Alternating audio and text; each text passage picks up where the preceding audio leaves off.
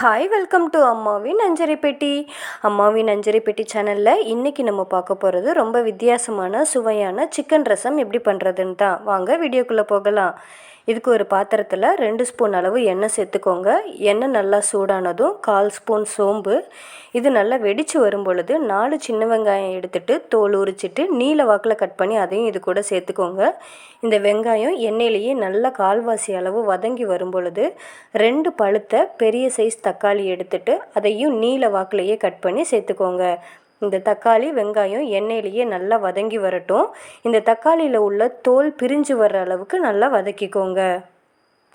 இப்போ இது கூட 100 கிராம் சிக்கன், 1/4 ஸ்பூன் மஞ்சள் தூள், தேவையான அளவு கல்லுப்பு சேர்த்துட்டு இதையும் சேர்த்து நல்லா வதக்கிக்கோங்க. இந்த சிக்கனோட கலர் கொஞ்சம் வெள்ளையாக நல்லா மாறி வர்ற அளவுக்கு வதக்கிக்கோங்க. இப்போ இது கூட ஒரு 1/4 லிட்டர் அளவு தண்ணி சேர்த்துக்கோங்க. தண்ணி சேர்த்துட்டு எல்லாத்தையும் நல்லா மிக்ஸ் பண்ணிக்கோங்க. மிக்ஸ் பண்ணிவிட்டு 3 இல்லது 4 வரமிளகாவை முழுசாக சேர்த்துக்கிட்டாலும் சரி, இல்லைன்னா 2ஆக பிச்சு போட்டாலும் சரி, போட்டு ஒரு 10லேருந்து 15 நிமிஷம் மூடி போட்டு நல்லா வேக விட்டுருங்க ஹை ஃப்ளேமில். இப்போ ஒரு பாத்திரத்தில் லெமன் சைஸ் அளவு புளி எடுத்துட்டு தேவையான அளவு கல்லுப்பு சேர்த்துட்டு திரும்பவும் இதில் 1/4 லிட்டர் அளவு தண்ணி சேர்த்துக்கோங்க. தண்ணி சேர்த்துட்டு இந்த புளியை நல்லா கரைச்சி வடிகட்டி எடுத்துக்கோங்க. ரொம்ப தண்ணியாகவே இருக்கட்டும். இப்போ நம்மளோட சிக்கன் பார்த்திங்கன்னா இந்த தக்காளி வெங்காயம் வரமிளகாவோட நல்லா வெந்து ஒரு சூப்பு மாதிரி ஒரு பதத்துக்கு வந்திருக்கும். தக்காளி எவ்வளோ சேர்க்குறீங்களோ அவ்வளோ டேஸ்ட்டு கொடுக்கும் இதுக்கு.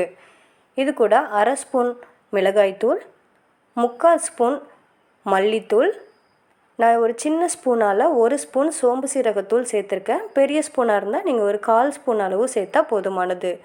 இது எல்லாத்தையும் நல்லா கலந்து விட்டு நம்ம வச்சுருக்கோம் இல்லையா புளி தண்ணி, அதையும் இது கூட சேர்த்துக்கோங்க. இப்போ இந்த பொடி புளி தண்ணி இது எல்லாத்தையும் நல்லா ஒரு கலந்து விட்டுக்கோங்க.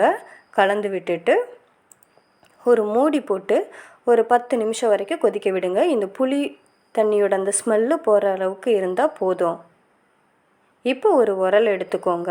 அதில் ஒரு 5-6 பல்லு பூண்டு, ஒரு 10லேருந்து 15 மிளகு, 1/4 ஸ்பூன் அளவுக்கு சீரகம், இது எல்லாத்தையும் நல்லா இடித்து எடுத்துக்கோங்க. இப்போ தாளிப்புக்கு ரெடி பண்ணிடலாம்.